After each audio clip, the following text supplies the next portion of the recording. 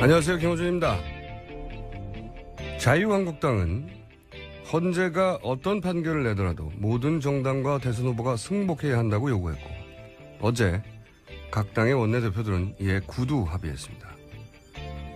탄핵 결의가 헌재로 가는 것조차 결사 반대했던 정치 세력이 갑자기 그 결과에 무조건 승복해야 한다고 남들까지 압박하고 나서는 게 저는 이상합니다. 하지만 그런 요구를 굳이 곧대로 선의로 해석을 한다 치면 그럼 박 대통령 변호인단이 불필요한 증인들을 계속 부르고 국정농단과 대부분 상관도 없는 녹취 파일 무려 2,000개를 지금에 와서 증거 신청하는 명백한 판결 지연 작전도 당연히 막아야 하는 겁니다. 남들에게는 헌재 판결에 영향 주지 말라고 어떤 결과도 받아들이라고 해놓고 박 대통령 측에서 어떻게든 일정을 지연시켜 헌재 판결에 영향을 주려는 명백한 꼼수는 그냥 둔다는 건 앞뒤가 전혀 맞지 않는 겁니다. 당연히 이 꼼수도 막아야 하는 거죠. 그리고 헌법 수호를 얘기하려면 계엄을 주장하는 맞불 집회도 규탄해야 하는 겁니다. 그렇지 않은 이상 저는 마지막 순간까지 계속 의문하겠습니다. 김호준 생각이었습니다.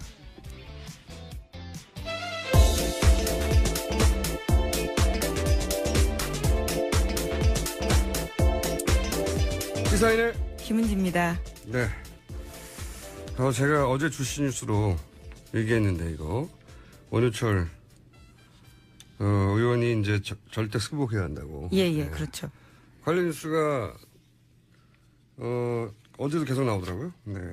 네, 정우택 자유한국당 원내대표가 어제 이렇게 이야기했습니다. 자유한국당은 예. 아직 모르시는 분들을 위해서 설명해드리면 새누리당이 네네. 당명을 5년인가요? 5년 만에 바꾼 겁니다. 자유한국당. 앞으로 이제 한국당으로 불러달라고 하죠. 네. 네. 근데 많은 분들이 자유당으로 부를 것 같아요.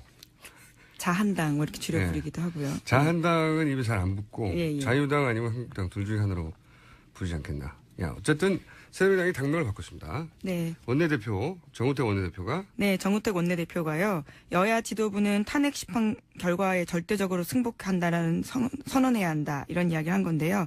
대선 후보를 반헌법 인사로 이것에 승복하지 않을 경우에 해당 대선 후보는 반헌법 인사로 규정해서 후보 자격을 부여하지 말 것을 합의하자. 이렇게 제안했습니다. 참 이상한, 제가 어제 이상한 이유를 얘기했지만 이상한 주장이에요. 예를 들어서 당이 승복하자는 것도 좀 이상하지만 더 나아가서 대선 후보도 반헌법 인사를 규정하자는 거 굉장히 오버스럽거든요. 뜬금없고 한 달 전에.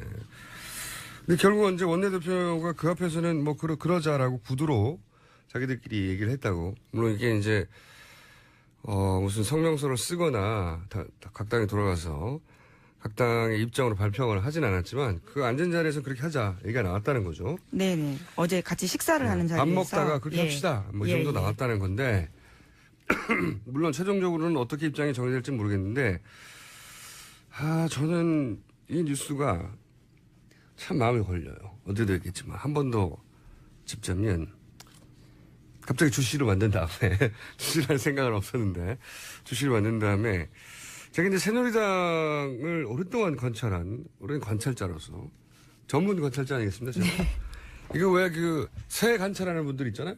가만히 앉아가지고 하루 종일 새만 쳐다보는 분들 그런 것처럼 오랜 가만히 앉아서 관찰하는 관찰자로서 다른 당에 비해서 압도적으로 유능한 점 한 가지가 있어요.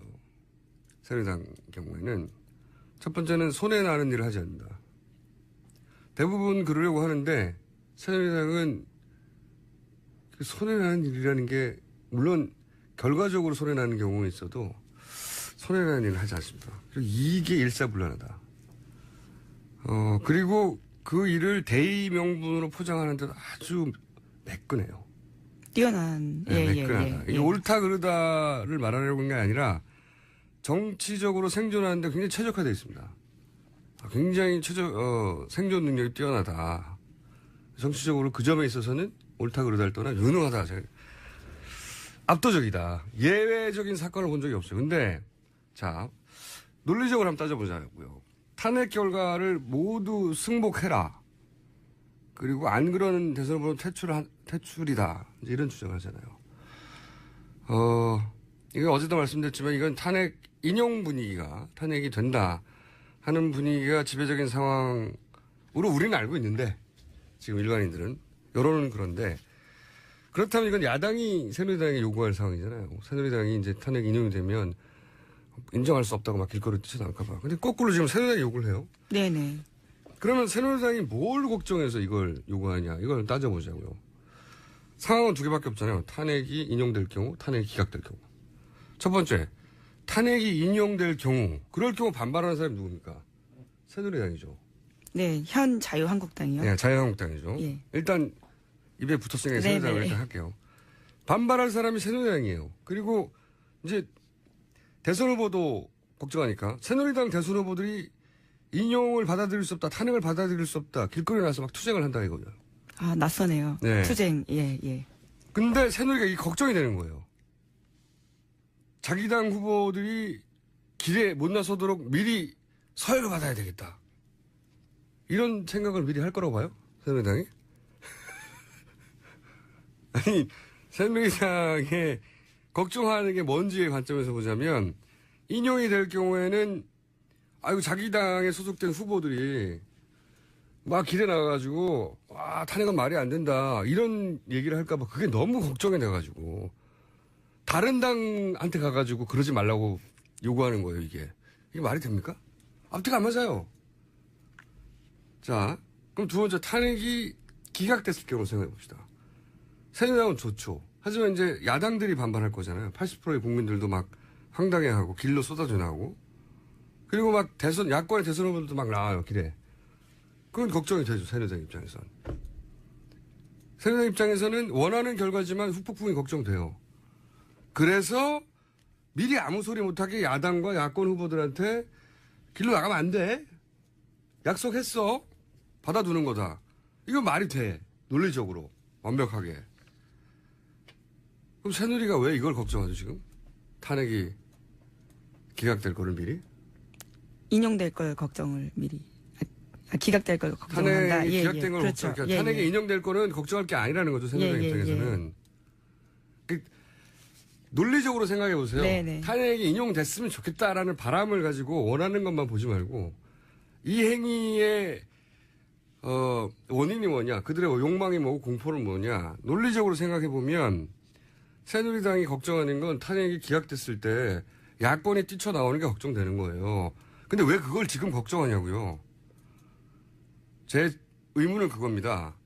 그래서 저는 우리는 모르는 기각될 가능성이 높다고 하는 새누리당만 아는 정보가 있는 거 아니냐. 그렇지 않고서 이렇게 행동하는 거는 말이 안 되지 않냐. 이게 제 방식의 합리적 추론이에요. 네.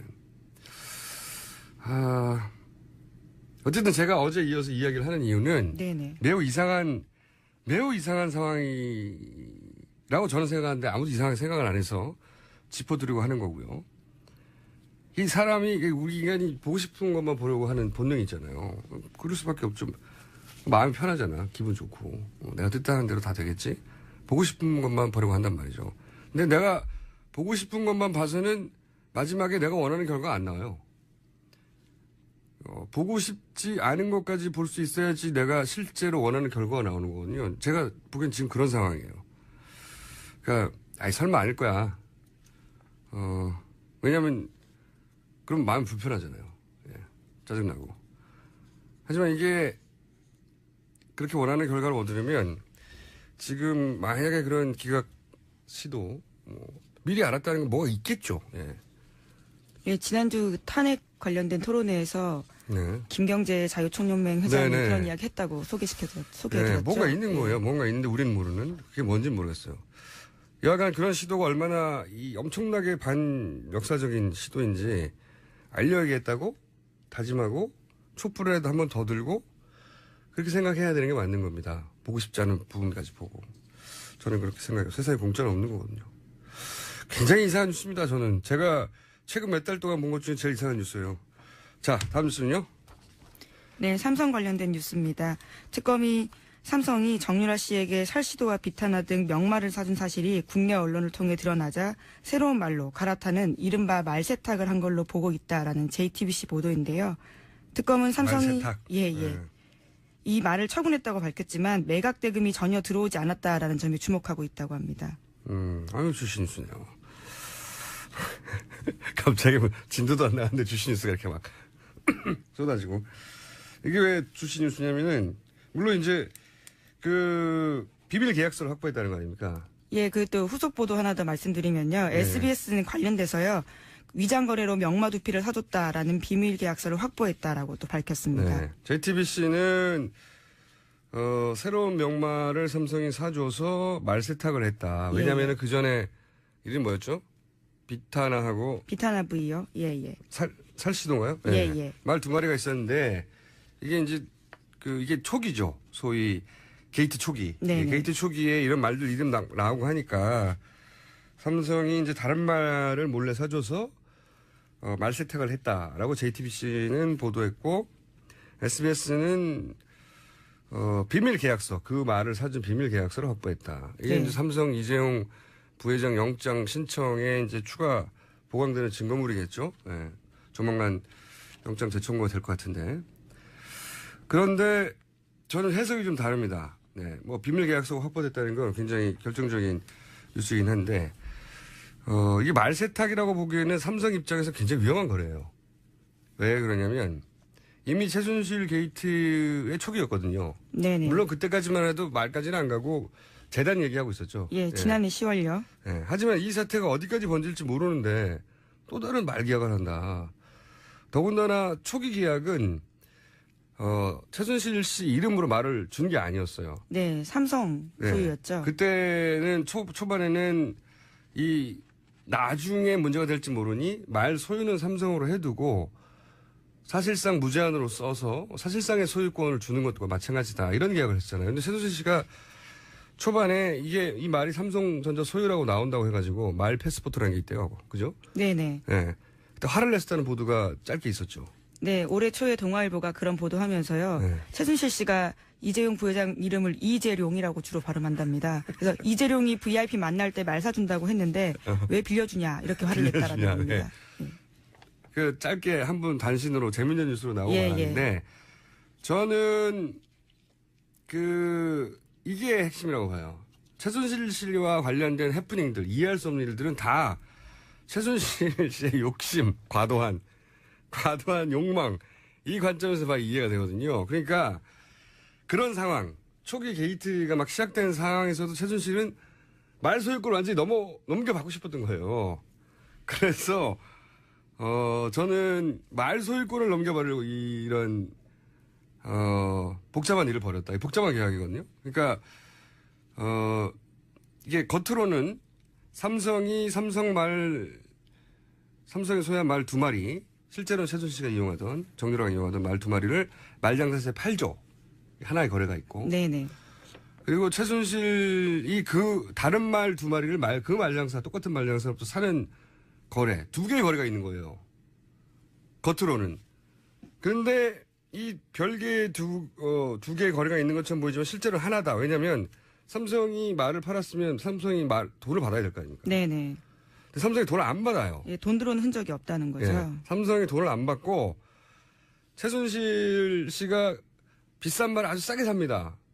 그러니까 그 말을 주고 첫 두 말을 주고 그 차익만 지급한 거죠. 그래서 두 거래가 사실은 하나의 거래인데 그렇게 두 개의 거래가 일어난 것처럼 만들어서 말을 넘겨주는 거죠. 네. 현물로 말을 주고 네네. 그 차익을 이 기사만 봐서 무슨 말인지 몰라요 이게. 그 말이에요. 복잡하게 거래하는 것들을 설명해 네. 주시고 계신 거죠. 예, 예. 그 말인데 이렇게 왜 했느냐. 최순실 씨 소유로 바뀌었거든요. 이렇게 되고 나서. 최순실 씨는 그렇게 초반에 게이트가 터졌는데도 말을 정유라 이름으로 사고 싶었던 거예요. 욕심이 그 정도인 겁니다. 네. 네, 물론 삼성은 아직까지 블라디미르 구입에는 관여하지 않았다 이렇게 하고 아니, 이게 있습니다. 거래가 두 개라고. 네, 네. 우리는 말을 팔았다고. 네. 근데 관련된 비밀 계약서가 나왔다는 거죠. 사실 이거 따지면 외통수거든요. 외통수인데 상대가 삼성이기 때문에 네. 영장이 기각될 있을 수 없는 일인데 말했잖아요. 저랑 둘이 이런 일을 했다면 우리는 벌써 감옥 가가지고 네. 지인장이 감옥 가 있다고. 너무 많아. 너무 증거가. 복잡해서 버릴 수도 없는 일인 것 같습니다. 어렵게 한 거예요. 예. 삼성 입장에서는 안 들키려고 머리를 많이 굴린 거죠. 그 전까지만 해도 무슨 일이 벌어져도 마지노선을 지켰는데, 예. 내놓으라고 말. 그러니까 결국은 말 내라! 그래가지고 이제 그럼 있던 말 주고 자기 돈 안 돌려받고 말장사만 이익이잖아요. 근데 말장사가 그 돈을 가진 게 아니라 그 차액만큼 다른 말을 더 비싼 말을 주면서 차액 일부를 그럼 최순실을 엄청나게 싼 가격으로 말을 샀다 이렇게 주장하는 정도. 그 돈도 자기 돈은 아닐 거라고 봅니다만 그런 일이 벌어진 거예요. 예. 재밌는 일. 하지만 영장은 기각될 확률이 80% 이상이다. 예. 750원 네. 거셨던 걸로 기억하는데요. 750원짜리 걸었습니다. 예, 예. 자, 오늘 잠시 후에 이 예. 관련해서 국내 최고 전문가와 함께 인터뷰가 예정돼 있거든요. 미리 말해버릴까? 잠시 후에 저희가 최동욱 전 검찰총장을 모시고 요거 삼성 영장 어떻게 되는지 특검 연장 어떻게 되는지 스튜디오를 모시고 이야기 들어보기로 했습니다. 궁금하네요. 네, 어렵게 오셨어요. 어찌나 안 나오시려고 그러는지. 납치였어요 제가. 자, 다음 뉴스는요? 네, 계속해서 삼성 관련 뉴스인데요. 공정위가 2015년 10월 달에 삼성 합병 이후에 순환 출자가 강화되자 삼성 SDI가 보유한 삼성물산 주식을 매각해야 되는 상황이었는데 그것을 절반으로 줄여줬다라는 것은 이미 보도해 드렸습니다. 관련해서 최상목 당시 청와대 경제수석 금융비서관이 공정위에다가 연락을 했다라는 거고요. 또 김 부위원장 같은 경우에는 안종범 경제수석이 역정내고 있으니까 빨리 처리하라 라면서 공정위를 압박했다라는 겁니다. 삼성 편의를 봐주는 게 공정위 차원이 아니라 공정위가 했지만 공정위 차원이 아니라 청와대 지시라는 얘기죠. 예. 이것도 영장에 청구될 정황으로 추가되겠네요. 예. 청와대가 지시했다는 겁니다. 삼성 봐주기를. 왜 삼성이 청와대가 특정 기업만 이렇게 계속 꼼꼼하게 챙기냐 이런 뉴스인 거고요. 다음은요? 또 금융위 관련된 뉴스인데요. 이재용 부회장 경영권 승계와 관련해서 삼성이 주주사 체제 전환하기 위해서 금융지사 만들어야 했거든요. 그런데 금융위가 계속 반대했었습니다. 그런데 관련해서 안종범 전 수석 수첩에서 이재용 부회장과 박 대통령 만난 대화를 나눈 기록에요. 관련된 내용이 있다라는 겁니다. 금융지주 이렇게 쓰여 있다고 하는데요. 이게 이제 지난주에 제가 잠시 중간 금융지주라는 단어가 곧 등장할 것이다 언론에 등장했어요. 저 혼자 조용히 500원 따갔고요. 네. 누구한테 따셨나요? 저 혼자 조용히 따갔어요. 중간 금융지주를 한번 검색해 보시면 최근에 언론에 막 등장할 겁니다. 제가 이거 등장하기 전에 미리 얘기했던 사안이고 이게 금산분리 때문에 그렇다고 그랬잖아요. 네. 산업회사, 금융회사 네. 같은 지주 회사 아래에 묶일 수 없다. 예를 들어서 뭐 삼성전자가 돈이 필요한데 삼성생명에서 돈 막 빼서 쓰면 안 되잖아요. 그 고객 돈인데 그러지 말라고 분리시키라는 건데 금융산업이 한 지주회사 아래에 있을 수 없다. 이게 금산분리죠. 이걸 해결하기 위해서 이제 지난주에는 중간금융지주라는 편법, 이상한 편법 해결하는 시도가 있을 수 있다. 그거는 시도로 확인했어요. 이미 언론에 나오기 시작했고. 근데 이제 이건 뭐냐면 이 뉴스는 또 다른 대안이 뭐냐면 삼성생명이 있잖아요. 네네. 그래서 금융회사란 말이죠. 이걸 분리하는 겁니다. 어떻게 분리하냐? 투자회사, 사업회사로. 금융회사인데 쪼개는 거예요, 성격을. 그런 다음에 삼성생명을 금융지주회사. 그러니까 삼성전자는 산업지주회사. 그 다음에 삼성생명은 금융지주회사. 이렇게 지주회사를 두 개로 탁 나누는 이런 방안도 검토되었다. 그런데 그걸 안종범 수첩에 의하면 청와대가 또 도와주려고 했다. 뭐 이런. 삼성의 민원은 청와대가 참 관심 있게 챙겨주었다. 이런 정황인 거죠. 예. 해설이 됐나요? 네. 자, 해설이 됐고요. 자, 한 2, 3분 남았는데 죄송합니다. 자, 그 다음 뉴스를 전해주십시오. 네, 또 삼성 대관 업무 총괄하는 장충기 사장이 2015년 7월 삼성물산 제일모직 합병이 성사된 직후에 안종범 전 수석에게 연락해서 감사의 뜻을 표시한 것을 특검이 확보했다라는 겁니다. 네, 역시 정황 중에 하나인데 예. 정황은 많이 나와요. 그리고 이제 보도된 게 이 정도면 그 영장을 청구할 때 영장 실질 심사 하면서 이제 판사 앞에서 증거 내놓으면서 막 이제 격돌을 하건단 말이죠. 그때 아마 많은 자료가 제출될 텐데 자료의 숫자가 중요한 건 아니다. 왜냐하면 이재용 부회장의 구속은 한편으로 보자면 그 뒤에 쭉 서 있는 앞으로 수사해야 되는 CJ니 롯데니 하는 재벌 그룹 회장 대부분이 구속된다고 봐야 되거든요. 이렇게 되면. 그들 전체, 재계 전체 최대 관심사 중에 하나일 수밖에 없고 삼성뿐만이 아니라 그리고 이렇게 영장이 청구됐는데 구속이 됐다. 그러면 탄핵 심판에도 상당한 그렇죠. 영향을 네. 줄 수 있는 직결되지는 않아요. 그런데 영향을 주죠. 저거 봐라. 구속됐다는 것은 뇌물을 먹었다는 거 아니냐. 혐의가 상당 부분 소명됐다라고 볼 수 있다는 그거를 거죠. 네.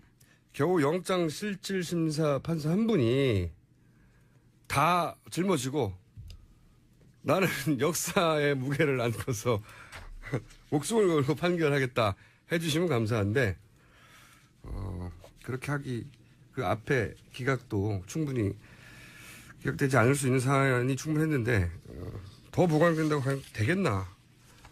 화나는 일이죠 사실은. 네, 화나는 일이에요. 당연히 그 판사는 독립적으로 판단해야 되는데 그렇지 않은 정황이 너무 많으니까. 자, 750원짜리고요. 오늘 여기까지 하고 잠시 이어지는 순서는 저희가 고대하는 게스트입니다. 아주 저는 개인적으로 기대하고 있습니다. 자, 지금까지 시사인의 김은지였습니다. 감사합니다. 자, 오늘은 스튜디오에 직접 모시기 굉장히 어려운 분입니다. 네, 이분은 공직 강제 은퇴 이후 스튜디오에 직접 나와서 인터뷰를 한 건 오늘이 처음으로 알고 있습니다. 이분과 함께 오늘 다룰 이슈는 현재 기준 가장 첨예한 현안이죠. 특검 연장, 삼성 이재용 부회장의 영장 재청구, 그리고 특검 연장에 대해 권한을 가진 황교안 대행에 대해서 짚어볼 최고 전문가를 저희가 스튜디오에 직접 모셨습니다. 최동욱 전 검찰총장님 나오셨습니다. 안녕하십니까? 예, 오랜만입니다. 네. 총장님 잘리신 이후에 이 스튜디오에 직접 나오신 건 처음이죠? 예, 처음입니다. 네. 앞으로는 자주 있을 예정으로. 저 혼자 생각 중인데. 백수 생활을 오래 하셔서 그런지 피부가 아주 좋으세요. 네, 마음 잘 다스리고 네. 뭐 그림도 그리고 잘 치는 덕분이라고 생각합니다. 네. 아주 얼굴 좋으신데, 요 인터뷰를 하고 나서도 계속 얼굴이 좋아질지는 잘 모르겠습니다. 제가 스튜디오에 모시려고 진짜 한 10고초려 정도 했거든요. 10고초려. 네. 자, 드디어 모셨습니다. 먼저 이 질문부터 드리겠습니다. 이 박근혜 정부와 국정원 댓글 수사를 하시다가 부딪히셨죠. 그러니까 청와대 말을 안 들은 거죠. 수사 의지를 너무 강력하게 보이시다가 처참하게 잘리신 분인데 최근에 이 박근혜 최순실 게이트를 보면서 어떤 느낌이 드시는지 간단한 소회부터 먼저 한마디 해주십시오. 네, 제가 갑자기 검찰총장을 일상의 이유로 그만둔 이후에 많은 자성의 시간을 보내왔었습니다. 그런데 최근 최순실 국정농단 사태 이전에는 검찰 돌아가는 걸 보면서 뭐 우라가 치밀 때도 있고 많은 걱정이 되기도 했었습니다. 그런데 특검이 가동되고 또 특검이 본격 수사를 나서는 걸 보면서 국민 여러분들께서도 마찬가지시겠지만은 많은 위로도 되고 또 경우에 따라서는 안타까울 때도 있고 그렇습니다. 위로가 되신다는 건 기본적으로 특검이 잘하고 있다는 얘기겠죠? 네, 저는 그렇게 생각을 합니다. 자, 그러면 과연 이 분야의 전문가가 맞는지 얼마나 이 분야에 계시는지 잠깐 제가 먼저 짚어보면 검찰이 되신 게 나이가 언제셨죠? 그때? 예, 군 복무 3년 마치고 29살에 서울지검 검사로 임관을 했습니다. 29살에. 예. 그리고 확 잘리신 게? 총장 6개월 하고 6개월. 예, 2013년 9월 30일자로 퇴직을 했는데 그때가 55살이었습니다. 29년. 제가 알기로는 헌정사상 최단기 검찰총장이었어요. 6개월. 6개월 검찰총장을 하셨고 그런 배경 지식을 가지시고요. 그러니까 사회생활 하시고 검찰에만 계신 거죠? 쭉. 네. 그리고 백수 3년 했습니다. 많이 들으셨어요, 방송이? 자. 먼저 이제 특검 연장 돼야 된다고 많이들 얘기하는데, 검찰총장 정도 돼본 사람이 특검 연장이 왜 돼야 되는지 말하는 걸 들어본 적이 없거든요. 검찰총장까지 해보신 분으로서 특검은 연장돼야 된다. 이유가 뭡니까? 첫 번째. 여러 가지 이유가 있습니다만은 일단 현재까지 수사 진행 상황을 보면 제 생각에는 약 한 30%도 채 다 못한 거 아닌가. 30%도 안 돼요? 예, 그렇게 생각합니다. 한 반쯤 된 게 아니라 30%도 안 되는 겁니까? 예, 그걸 뭐 말씀으로만 들을 것이 아니고 특검법의 그 수사 대상을 간단히 짚어서 말씀드리면 구체적 수사 대상이 14개 항목이 있고 또 마지막 15호에서는 그 수사 과정에서 인지된 관련 사건까지 모두 15가지를 수사하도록 되어 있습니다. 근데 그 중에서 1호 청와대 문건 유출 사건, 또 6호 정유라의 이화여자대학교 불법 입학, 또 7호 정유라의 승마훈련 지원, 또 8호 불법적 인사조치 의혹, 14호 김영재 성형외과 의혹 사건, 이 5가지 하고 또 마지막 15호에 수사 과정에서 인지한 블랙박스 사건. 블랙리스트죠? 예, 블랙리스트. 총장님. 예. 블랙리스트 사건. 네, 총장님. 예. 네, 블랙박스 아니고요. 예. 블랙리스트 사건. 그래서 김기춘 전 비서실장과 조현선 장관이 구속됐습니다만은 네. 그런 일련의 사건 수사 과정에서 참 짧은 기간 동안 놀라울 만한 수사 성과를 올렸다고 생각을 합니다. 이런 부분에 대해서는 국민 여러분들께서도 정말 많은 칭찬을 아끼시지 않아도 좋으리라고 봅니다. 특검이 짧은 시간에 비해서는 정말 성과를 많이 낸 게 맞긴 맞죠? 총장님 보시기에도. 그렇습니다. 예. 그런데 이제 우리가 매일 보도를 보다 보니까 사건 파악이 많이 됐고 수사가 많이 진행된 것 같지만 총 15개 중에 5개 플러스 1, 이 정도 진행이 됐다. 아직 그러니까 10개 항목은 제대로 시작도 안 된 거네요? 예, 그렇고요. 그렇고 그 진행된 부분에 대해서도 예. 사실 이번 그 최순실 국정농단 사태의 핵심은 재벌과 권력 간의 불법 유착 비리, 그리고 그것을 가능하게 했던 그 공무원들의 비호 방조에 대한 처벌 문제지 않습니까? 그래서 특검의 수사 대상이 먼저 재벌들과 권력 간의 뇌물수수 의혹과 관련된 3, 4, 5호. 다음으로 이런 국정농단을 가능하게 했던 우병우 등 관련 공무원들의 직무유기나 직권남용 등 방조 비호 의혹과 관련된 90호, 그 큰 두 덩어리가 주된 요체입니다. 그런데 그 재벌 권력과 재벌 유착과 관련해서는 잘 아시다시피 삼성 이재용 부회장 영장 기각으로 인해서 3주간 또 수사가 많이 딜레이 됐고 나아가서 삼성 이외에도 SK라든가 롯데라든가 CJ라든가 이런 여타 재벌들에 대해서도 많은 뇌물수 의혹이 제기되지 않았습니까? 진도가 딱 막혔어요. 영장 기각되면서. 그런 부분에 대해서는 전혀 지금 수사를 진척할 수 있는 여유가 없었던 것 같고 그다음에 그 무엇보다도 이러한 국정농단을 가능하게 했던 그 비호 의혹과 관련해서 우병우 등 그 관련 공무원들에 대한 사건이 뭐 아직 시작도 안 했고 그거는 이제 시작 단계 아닌가 그렇기 때문에 결국 실질적으로 봐도 30% 이상은 진척됐다고 보기가 어렵다. 그렇군요. 듣고 보니까 그런데 그래서 이 영장 기각이 굉장히 크게 특검의 수사를 방해하는 건데 자 그럼 이제 대형 사건 수사도 하셨고 검찰총장도 하셨고 그런 경험을 총 망라해서 비춰볼 때 이 정도 규모의 복합적인 사건이면 얼마의 인력이 지금은 20명이거든요. 근데 얼마의 인력이 얼마의 기간 동안 20명이 70일 동안 하고 끝날 공사에 크게 됐는데 얼마나 필요합니까? 얼마의 기간과 사람? 네, 그래서 이 부분에 대해서는 이전에 특검법 제정되기 전에도 제가 한번 지적한 기억이 있습니다만은 적어도 이런 정도 사건이라면 너무 많은 그 의혹이 제기되어 있는 사건이기 때문에 적어도 유능한 검사 약 40명 정도는 투입을 해서 1년 정도는 1년? 지속적으로 수사를 해야 비로소 대부분의 실상이 제대로 밝혀질 것이라고 믿습니다. 실제 과거에 그 수사하셨던 재벌 수사 경험에 비춰보자면 어떻습니까? 구체적으로 좀. 네. 그 수사라는 것은 이제 선택과 집중이 참 중요한데, 제가 2006년도 중수부 수사기획관을 할 때, 그때 현대 자동차 비자금 사건을 수사한 적이 있습니다. 한 건. 예. 예, 그 단발 사건이죠. 한 건 사건이었는데, 그때만 해도 중수부 검사 20명 정도가 4개월 정도를 정말 낮밤 없이 내사함이 수사를 진행했고, 그렇게 해서도 아주 힘들게 정몽규회장을 구속했던 기억이 있습니다.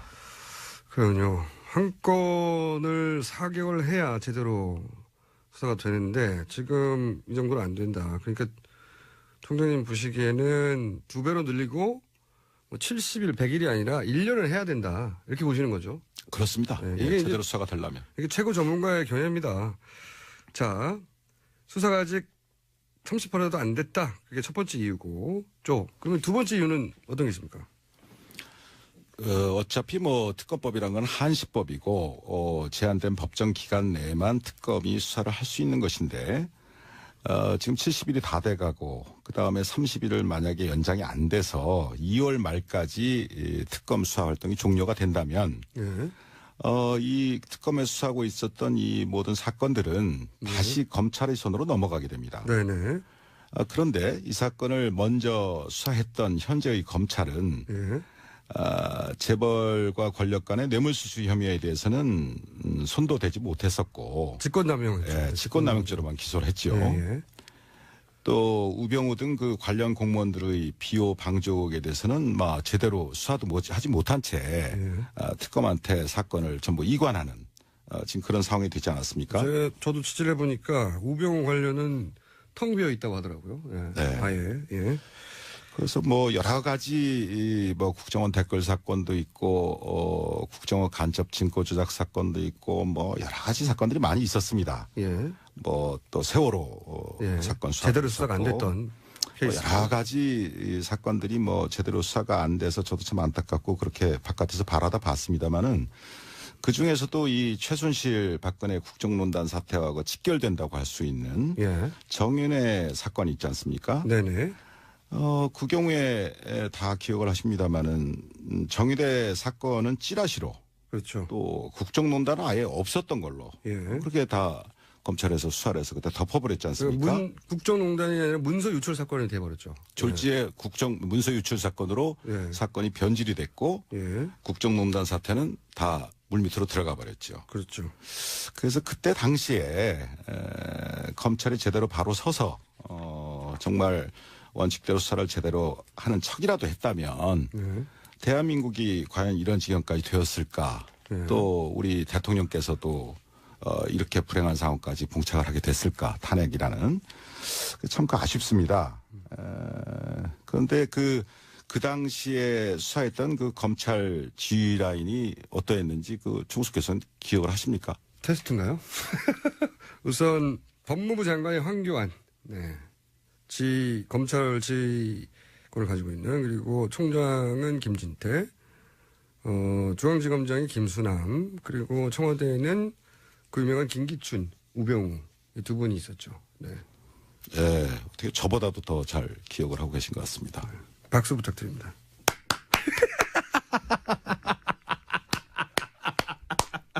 자, 박수 받았고요. 칭찬 받았고. 그런데요.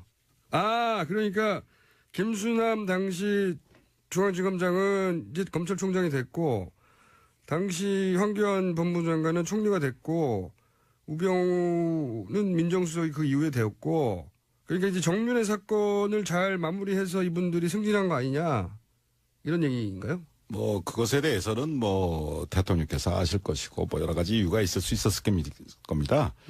그러나 제 개인적인 판단으로 한 가지 분명한 것은 예. 그분들이 찌라시라는 대통령 가이드라인을 따르지 않고 예. 법과 원칙에 따라서 정윤회 사건을 제대로 수사해서 처리했다면 예. 그 자리에 갈 수 없지 않았을까 그런 생각을 합니다. 없었겠죠. 네. 그러니까 이제 요는 이 사건이 연장이 안 되면 당시 가이드라인을 따랐던 인사들의 손에 다시 사건이 들어간다. 이런 요지네요. 그렇습니다. 네. 그것이 지금 이 특검 연장과 맞물려서 참 중요한 문제입니다. 이번 기회에 제가 제 말씀을 간단히 드리면 종래의 그 동서고금의 법원 중에 에스토펠이라는 법원이 있습니다. 예? 즉 에스토펠? 금반언의 원칙입니다. 아니면 에스토펠도 어려운데 금반어는 더 어려워요. 다 어렵죠? 예. 뭐 저도 어려웠었습니다 옛날에. 예, 이게 무슨 말입니까 이게? 그래서 쉽게 말씀드리면 이 금반언의 원칙이라는 것은 네. 이미 표명한, 예. 이미 밝힌 자기의 언행에 대해서 예. 모순되는 행위를 예. 스스로 할 수 없다. 뭐 그런 원칙을 말합니다. 아, 자기 한 말을 뒤집을 수 없을 거다. 이런 거네요. 우리 표현으로 한다면 뭐 일구이연은 아, 곤란하다. 이런 말이 되겠습니다. 그렇게 하면 될 것을 참. 이 검찰들은 다 아는 표현인가요? 다 알죠. 예, 법조인들은 다 압니다. 법조인들은? 네. 참, 몹쓸 분들이네. 죄송합니다. 그 어려운 말을 써서. 일구이연이 쉽지 않다. 네, 쉽지 예. 않다. 그러니까 예. 뭐 뇌물수수 얘기했다가 뭐 딴 걸 바꾼다든가 또는 뭐 직권남용했다가 딴 걸 바꾼다든가 이게 안 된다 이런. 그렇죠. 예. 그 지금 검찰은 특검으로 이관하기 전에 이 사건을 뇌물수수가 아니라 네. 직권남용죄로만 의율 했지 않습니까? 의유요? 의유. 네. 직권남용죄를 적용했다. 그렇게 의율. 표현하면 좀 아, 의율. 쉽게 이해가 되시겠죠. 의율했지 않습니까? 법을 적용했다. 네, 이것도 검사들은 다 아는 표현입니까? 네, 그거는 일반 국민들도 많이 아십니다. 아니에요. 의율. 아, 이런 의율이를 법을 적용했다. 이거 네, 의율이 법률 있어요. 조항을 예. 직권남용죄라는 형법상의 처벌 조항을 적용했다. 그거를 의율한다고 그렇습니다. 뭐뭐에 의거하여 법률을 적용하다고요? 그렇죠. 그런 의미입니다. 네. 쉬운 말로 해주세요. 근데 그랬던 검찰이 이 사건을 다시 특검으로부터 다시 이관 받아서 네. 뇌물수수죄로 제대로 수사해서 기소할 수 있겠냐. 자기가 한 말이 있는데 네. 예, 그때 왜 몰랐냐 네. 이렇게 말을 할 수가 있겠네요. 불가능한 거죠. 일구이연하는 문제가 되니까. 그 다음에 또 한 가지는 요것 또한 어려운 말입니다. 우리 헌법상에 자기 부죄 금지의 원칙이라는 것이 있습니다. 그러니까 말하자면 스스로 죄를 부담할 수는 없다. 그래서 여러분들이 아시다시피 묵비권, 뭐 최순실 지효서의 묵비권. 자기 죄에 대해서 진술을 거부할 수 있는 거예요. 거부할 수 있는 권리를 준다. 아, 이게 그 원칙. 그게 이제 헌법상의 원칙입니다. 자기 부재 금지 원칙이요? 네네. 예. 그래서 이게 그러면 예를 들어서 법원에 가서 제가 이제 법정에 많이 나가봤지 않습니까? 법원에 가가지고 증인들이 있을 때 제일 먼저 물어보는 것 중에 하나가 이 진술과 관련해서 뭐 자기 가족이나 친척한테 불이익을 줄 수 있는 내용이 있느냐 그런 거 거부해도 된다. 일종의 그러한 입장에서 이제 증언 거부권이 보장이 되어 있는 겁니다. 그게 이 변호사법에. 원칙에서 출발하는 거네요. 네. 그런데 그래서 결국은 그런 부재 금지 원칙이 있는 것처럼 자기 자신이나 또는 자기 자신이 속한 조직, 기관에 대해서 스스로 수사해서 처벌한다는 것은 현실적으로 기대하기가 참 곤란합니다. 이건 현실적인 문제이기도 하죠. 그러니까 검찰이 만약에 검찰 내부에 지금 사건과 연루된 사람이 있는데 제대로 수사를 할 수 있겠냐? 곤란하다는 거죠. 네. 어려울 거다. 네. 그래서 결국은 공무원의 비호 방조 의혹 수사를 하다 보면 결국 지금의 검찰 지휘 라인과 또 관련 검사들이 수사 대상이 될 가능성도 있지 않겠습니까? 많겠죠. 네. 예를 들어서 최순실 입국했는데 31시간 동안 왜 봐줬어? 뭐 여러 가지가 있죠. 그리고 국정농단 벌어졌을 때 몰랐어. 정윤회 사건 때도 그랬고. 예, 우병우 라인이 누구야? 뭐 이런 네. 질문을 받을 수밖에 없잖아요, 지금. 그렇습니다. 그런데 그걸 자기 손으로 자기가 할 수 있겠냐. 어렵다. 그러니까 결국은 자기의 상사, 동료, 후배를 스스로 수사하게 되는 그러한 참 어려운 그런 상황이 예상이 되는 것이죠. 그래서 이런 경우에 바로 대비해서 특검 제도라는 것이 있는 것이고 아주 쏙쏙 이해가 되고 있어요. 이번에도 특검법을 도입해서 특검이 수사를 하게 된 것도 바로 그런 이유입니다. 수사가 얼마 안 됐다. 30%도 안 됐고 그다음에 진짜 큰 덩어리는 이제 막 시작 단계고 그리고 만약에 연장이 안 된다. 그러면 박근혜 정부 시절에 가이드라인을 따랐던 검찰의 수뇌부에 이 사건이 넘어가고 그리고 그 검찰 내부에 분명히 수사 대상도 있을 수 있는데 제대로 검찰이 자기 식구들을 제대로 칠 수 있겠냐 이런 거죠. 예. 네. 이해했습니다. 그럼 만약에 특검 연장이 안 될 가능성이 점점 농후해지고 있는데 만약에 정말로 특검 연장이 안 되고 지금 우려하신 대로 넘어갔어요. 그럼 구체적으로 무슨 일이 벌어집니까? 네. 검찰 내부에서. 제가 뭐 한 26년간 검사 생활을 한 입장에서 검찰총장까지 되신 분들의 경험을 못 들어봤거든요. 네. 맨 꼭대기에서 봤을 때 무슨 일이 벌어집니까 이게? 뭐 그런 입장에서 네. 국민 여러분들의 어떤 이해를 돕기 위해서 간단히 좀 말씀을 드려보겠습니다. 네. 잘 아시다시피 그 특검의 지위는 예. 법적으로 독립되어 있지 않습니까? 예. 그렇기 때문에 특검에서 수사하고 있는 그 수사 상황을 대통령과 법무부 장관 그리고 검찰 수뇌부에게 보고하지 않아도 되도록 되어 있습니다. 그게 굉장히 중요한가 보죠. 또는 더 나아가서 보고해서는 안 되도록 되어 있습니다. 그러니까 이게 굉장히 중요하니까 그렇게 했겠죠. 굉장히 중요한 문제죠. 왜 그렇습니까? 수사를 하다 보면 가장 중요한 것은 수사 기밀의 유지입니다. 그렇겠죠. 수사 기밀의 유지고 또 수사 기밀이 유출이 되면 예. 그 수사와 관련된 이해 관련자들이 준비를 하겠죠. 여러 가지 측면으로 작용을 하게 됩니다. 증거를 조작하거나 인멸하거나 예. 뭐, 예. 대답을 준비하거나 예. 또 압력을 넣는다거나 예. 뭐 여러 가지 문제가 있기 때문에 그 부분이 굉장히 중요한 것인데 특검법은 이제 그걸 보장하고 있는 거죠. 독립성을.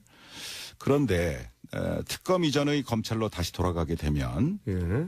그때그때의 수사 상황이 예. 비호 방조 의혹을 받고 있는 황교안 대행이나 또 김수남 총장에게 보고되겠죠, 당연히. 예. 그렇게 되고 또 보고돼야 되는 게 검찰 체계죠 지금. 네. 예. 중요한 사항에 대해서는 보고를 하도록 되어 있습니다. 예. 또 현대 검찰 내에 그대로 존재하고 있는 왜 검찰 인사가 없었지 않습니까? 우병우 라인이 예를 들면 그대로 있다는 거죠. 예, 예. 김기춘 우병우 라인을 통해서 수사 정보가 유출될 우려도 얼마든지 있다고 봅니다. 우려가 있는 게 아니고 그 당연하겠네요. 사실은 뭐안 물어볼 수 없고 물어보면 답해야 한다는 거 아닙니까? 뭐 당연한 건 아닐지 몰라도 그런 현실적 우려는 충분히 있습니다. 쉽게 얘기해서 수사 대상인 박근혜 또 최순실 측도 예. 경우에 따라서는 구체적인 수사 진행 상황을 알게 될 가능성도 배제할 수가 없습니다. 그렇게 드라이하게 말씀하셨는데 박근혜 대통령 입장에서는 알아야 되겠죠. 물어봐야 되겠네요. 당연히. 예, 상식적으로 보자면. 그렇게 알게 되면은 수사검사한테 압력이 내려갑니까? 네, 뭐 그렇게 되면 경우에 따라서는 수사를 방해하는 가이드라인이 다시 작동할 수도 있고 또 거꾸로 수사검사들에게 영향과 압박이 내려가게 될 것이고 뭐 한마디로 의혹 대상자들이 수사를 지휘하는 참 웃지 못할 그러한 특검 이전의 상황으로 돌아갈 수 있다는 것이죠. 쏙쏙 이해가 되고 있습니다. 요컨대 비리 방조 의혹을 받고 있는 바로 그 공무원들이 수사를 지휘하게 된다면 예. 자신들의 의혹은 축소 은폐하려고 하는 것이 당연한 본능 아니겠습니까? 당연하겠죠. 또 그러기 위해서라도 권력과 유착이 드러나고 있는 삼성을 비롯한 재벌들과도 은밀히 협조해서 뭐 증거 인멸한다든가 증거를 뭐 그런 현실이 얼마든지 벌어질 수도 있다 이런 얘기입니다. 뭐 그렇게 해가지고 무슨 수사가 제대로 되겠습니까? 듣고 보니까 심각하네요. 듣고 보니까 당연히 일어날 수 있는 일들이고 실제 검찰총장이 되시면서 26년간 검찰 내부에 있으면서 이런 경험을 경험하신 거죠. 자, 계속해서 이제 이런 말씀하셨어요. 그 비호 방조 의혹이 있는 공무원들이라고 이제 드라이하게 표현하셨는데 이게 바로 예를 들면 우병우 라인이나 이런 걸 의미하시는 것 같은데 만약에 검찰 내부에서 여전히 살아있다고 생각하시는 그 라인 이름이 어떻게 됩니까? 갑자기 훅 들어가는 거죠. 그게 바로 아까 자기 부재 금지 원칙에 따라서 제가 진술을 거부할 수가 있습니다. 아니 근데 이미 잘리신 분으로서 예를 들어서 이 분들에 대한 짐작이 있으신 거잖아요. 그죠? 짐작이 있지만 지금 말씀하실 수 없다는 거잖아요. 그렇죠. 뭐 제가 전직 검찰총장으로서 그런 부분에 대해서 구체적으로 검역을 한다든가 그런 것은 적절치 않다고 생각하고요. 아니 저는 적절하다고 생각하는데요. 국민들께서 다 아시는 바 아니겠습니까? 몰라요. 이거는 검찰만 알지. 자, 성함을 말씀해 주실 수 없으면 지금 곤란해서 예를 들어서 지금 걱정하시는 대로 특검이 연장이 안 되고 이것이 다시 부역을 했던 사람들의 손으로 넘어갔다. 이런 사태가 벌어지면 그때 나와서 그분들에 대해서 이런 분들이라고 최소한 성이라도 이렇게 말씀해 주실 추가적인 인터뷰를 한 번 더 하시죠, 그러면 그때. 하시는 거 봐서 생각해 보겠습니다. 방송감이 굉장히 늦었어요. 하시는 거 봐서. 자, 그러면은 저는 풍금을 방정하게 유지하면서 총장님한테 잘 보여서 반드시 추가 인터뷰를 제가 따내는 것으로 약속드리겠습니다. 자, 잠깐 중간 정리를 하면 특검 연장 왜 해야 되느냐. 아직도 출발 단계다, 수사. 이거 하려면 1년 해야 된다. 제대로 하려면. 그리고 연장 안 되면 다시 가이드라인 시절로 돌아간다. 그 손으로.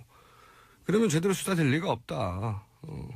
그리고 실시간으로 수사 상황이 수사 대상자들에게 넘어갈 수도 있고, 당연히 박근혜 최순실 이쪽에도 넘어가서 제대로 수사되지 않고 과거에 우리가 겪어왔던 사건들처럼 유야무야 끝날 수도 있다. 그런 심각한 우려 아주 설득력 있습니다. 저희가 이제 총장님을 잘 모셨다고 저 스스로 저를 칭찬하고요. 자, 근데 시간이 저희가 벌써 2부 시간이 다 됐네요. 여기서 잠깐 끊고 저희가 최동욱 전 검찰총장 만나고 있습니다. 끊고 8시 10분에 다시 3부에서 돌아오겠습니다.